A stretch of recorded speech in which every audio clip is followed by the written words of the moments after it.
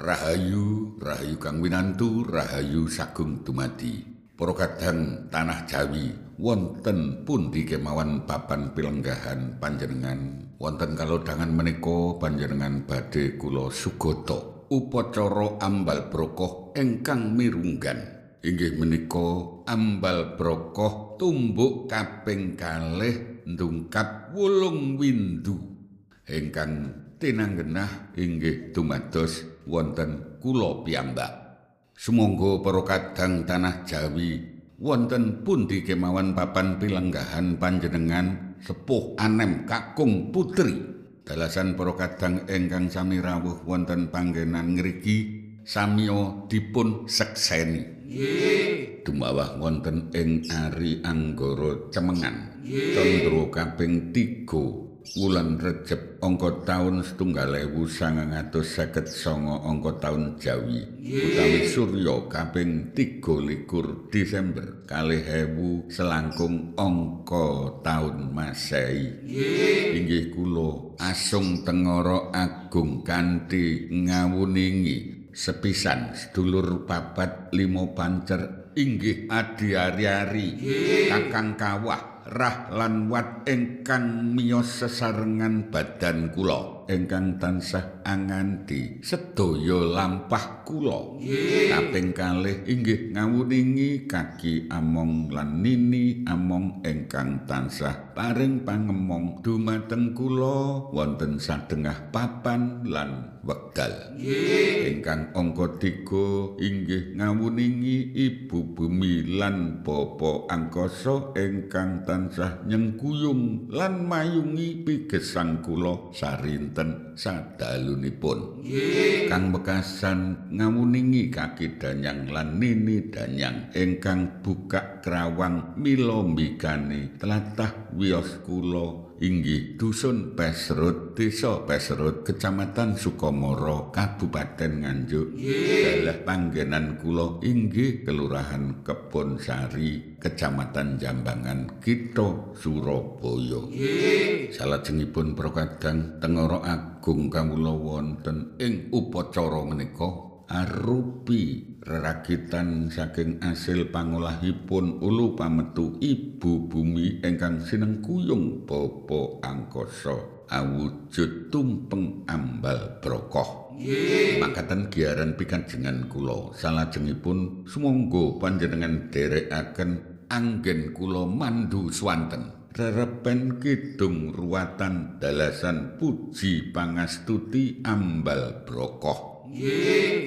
Ana kidung akadang permati among tuwuh ing kawasanira nganakaken sajeptane Kakang Kawah puniku kang rumeksa ing awak mami anekaaken sedya ing kawasanipun Adi Ari-ari ika kang mayungi ing laku kawasan iki anekaken pangarah punang getih ing raina wengi ngrerewangi Gusti kang kuwasa andadekaken karsane puser kawasanipun nguyu ayu sambawa mami nuruti ing panedha kawasane reku jangkep kadang ingsun papat kalimane pancer wus dadi sawiji tunggal sawujud ing wang. Yeku kadang ingsun kang umijil saking marga ina sareng samya sadina awor enggone sakawan kadang ingsun ingkang ora umijil saking marga ina punika kumpule lan ingsun dadya pandhem jatinira wewayanganing dacamya dadya kanthi saparan datanpi pisah. Aduh yang suksma kang maha suci ingkang maringi gesang kawula dunung ing pati sumende kepareng unjuk atur puji syukur tanpa upami beca kathah nugraha dumateng wae ingsun. Gesang lawan Bagasaras suka bagya ayam tentrem siang ratri tinampi mring kawula. Aduh Gusti ingkang Maha Ngrukti ingkang mayungi lampah kawula mulane tukul rumembe atur kawula kunjuk kepareng nyuwun pangaksami jetan atutur nglirwa mring paduka tuhu. Paring apali mirmo terus panuntun paduka mring lampah yekti mugia sinembadan. Gusti kang Maha Mirah lan asih paduka welasa mring kawula mugi kersa anggape mring manika panyuwun inggih gesang mulya utami panjang yuswa lan bagas santosa puniku tumuju inggih kawula ingkang saweg ambal braka anapaki paduka maringana. Swaha swaha swaha. Matur nembah nuwun dumateng para kadang ingkang sampun kastu ndherekaken pandhon swanten kula rerepen kidung ruwatan dalasan puji pangastuti ambal brokoh. Makaten para kadang tanah Jawi wonten pundi kemawon papan pilenggahan panjenengan pasugatan kula upacara ambal brokoh ingkang mirunggan. Mugi murakapi lan migunani dumateng bebrayan Jawi. Rahayu, rahayu kang winantu, rahayu sagung dumadi. Nuwun.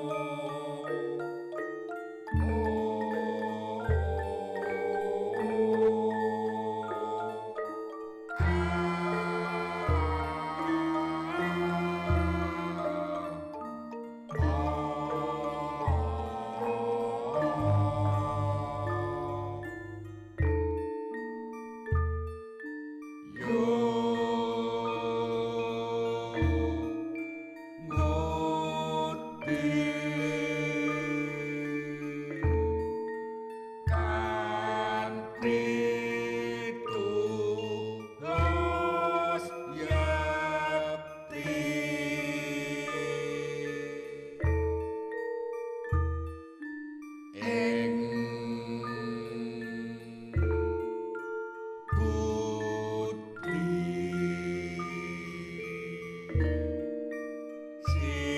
siang kelawan ratri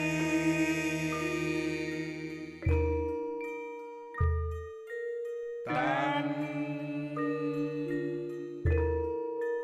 pegat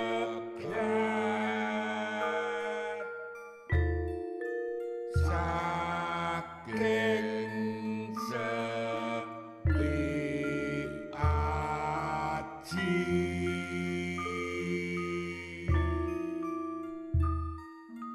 ing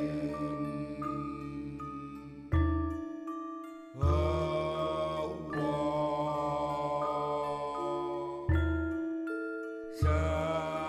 sepi